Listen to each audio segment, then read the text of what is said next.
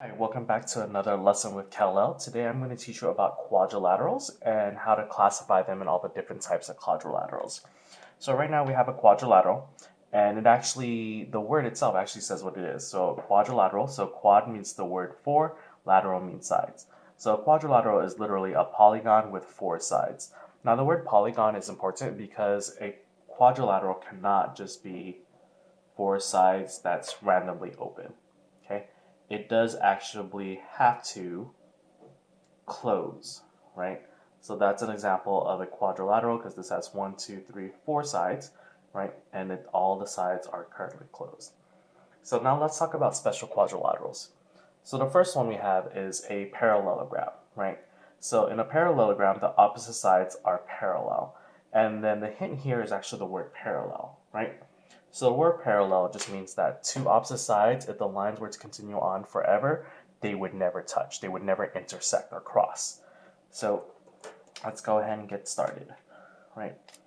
So I'm going to draw two lines like this, right? And in theory, if they were to go on forever and ever, these two lines would never intersect or cross. They're parallel. They would never touch.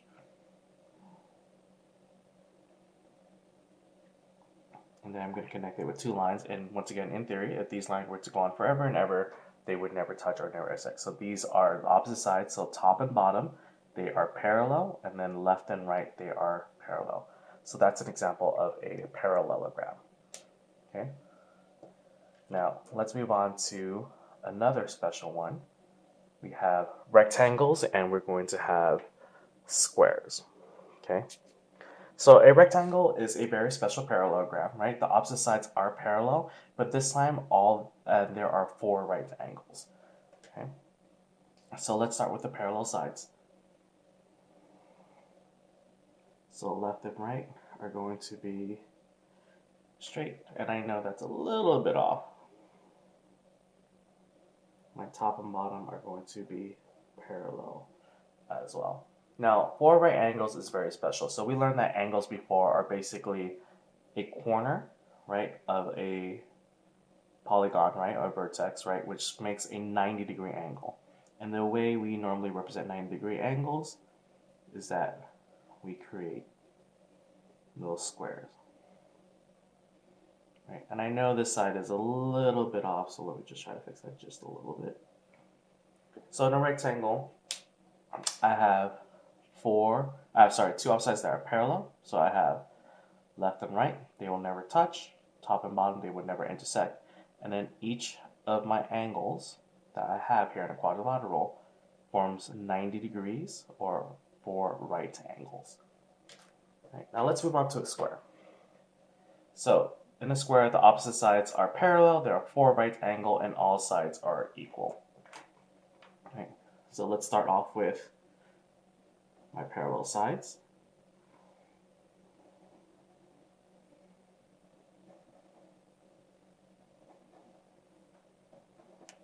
So here are my parallel sides. As you can see, these two lines would never intersect if they would move on forever. Top and bottom would never intersect if they would go on forever. I have my four right angles. So that means each of my angles are going to be right angles. So each of these form 90 degrees. And finally, all sides are equals. So that means this side, if I were to measure it out, right, this side would be 3. And if this side was 3, that would mean this side is 3, this side is 3, and this side is 3. So all my side lengths have to be equal to each other. Now, if we look at a square and we look at a rectangle really quick, a square can be a rectangle because it does have parallel sides and it does have four right angles. But a rectangle cannot be a square because in a rectangle, right, all the sides are not the same. But in a square, all the sides have to be the same. So let's move on.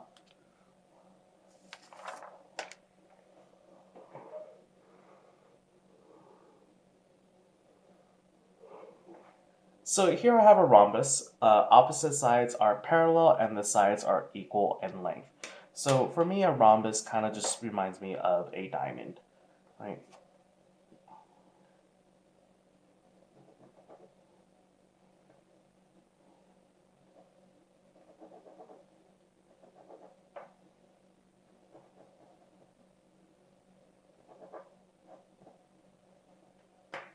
So in this case, all my lines are parallel, meaning if I were to draw these lines and they were to go up forever, they would never intersect. And finally, all the sides are going to be the same. So 2, 2, 2, 2. The only difference between a rhombus and a square is that in a rhombus, my angles are not 90 degrees, okay? It could be either acute, which means less than 90 degrees, or it could actually be slightly obtuse, which means more than 90 degrees. Now, more often than not, usually when you have a rhombus of all equal sides, most of the angles are going to be acute, okay? So these are not going to be squares. These are just smaller 90 degrees or more 90 degrees. And finally, we have a very special one, and this is a trapezoid. And a trapezoid, only one of the opposite sides that are parallel, right? So let me show you two examples of trapezoids. So in this one, right, I'm going to make two straight lines, and they are opposite of each other. And so if these were to go on forever, once again, they would never intersect. But this one right here,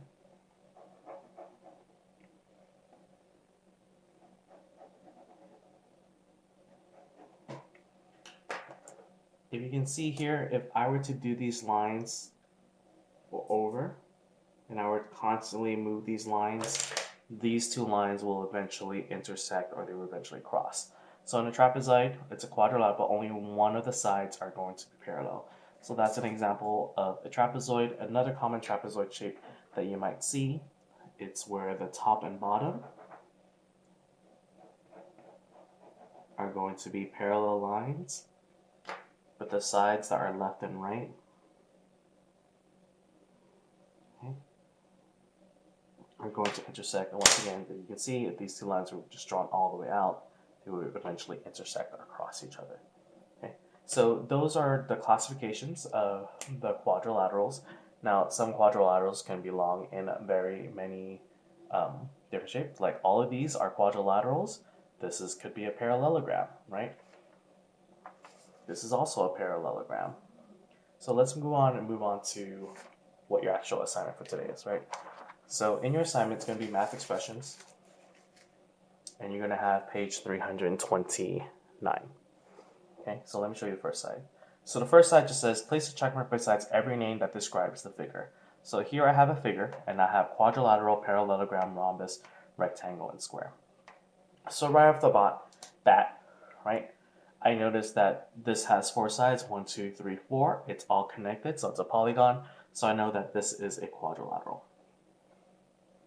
Now, is this a parallelogram? So I remember that a parallelogram has opposite sides that are parallel.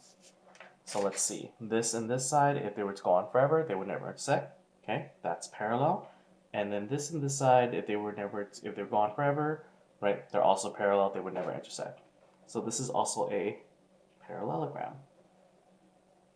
Now, is this a rhombus? And you're going to have to eyeball this a little bit.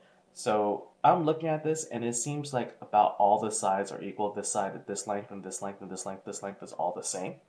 Okay, and I do notice that in a rhombus, right, the opposite lengths are parallel. So I already know they're parallel, but the thing, are they equal sides? So I would say, yeah, they're kind of equal sides. So I'd say this is definitely a rhombus. Okay. Now, is it a rectangle? Right? So I'm looking, see if this is a rectangle. So I know a rectangle has four opposite sides that are parallel. So okay, this side's parallel, this side's parallel, check. But they also need to have four right angles. And if I'm looking at this one, if I were to draw a square here, it wouldn't make a perfect square. I can see this angle is a little bit acute. I can see in this one, this angle is obtuse, right? So in this case, it is not a rectangle. And finally, is it a square? Well, a square has equal sides. It has sides that are parallel, but also has four right angles.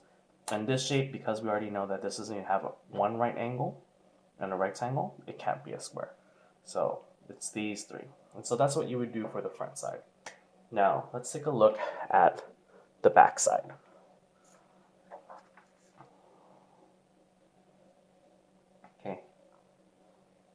for 10, we have for each figure, put X's under descriptions that are always true. Okay. So does a quadrilateral, does it always have 4 sides? Yes. In a quadrilateral, do both pairs of the opposites have to be parallel? Well, no, that's not true, because I'm thinking about a trapezoid, and trapezoid, not all the sides are parallel. So if both pairs are the opposite sides same length, that's not true either. That's not always true, at least. 4 right angles, that's not always true either, because I'm thinking about trapezoid and a parallelogram, they always will have right angles. And finding all the sides are same length, that's not true either. So a quadrilateral just always has to be 4 sides. So that's how you would do this one. Let's do one more, just to make sure. Center trapezoid, does it have 4 sides? Always have 4 sides? Yes. Are both pairs of opposite sides parallel? No, because it's not both pairs, it's just one pair. Let's see. Both pairs opposite sides the same length? Nope, that's not also true. Finally, 4 right angles? Well, that's not true either. And then all sides the same length? Well, that's not always going to be true. So at least for quadrilateral and trapezoid, this is going to be the only sides we can mark. Okay. And finally, once you've finished completing this chart, you can fill out 11, 12, 13, and 14. Okay? So that's all for today. Hopefully this video helps you do today's homework. All right?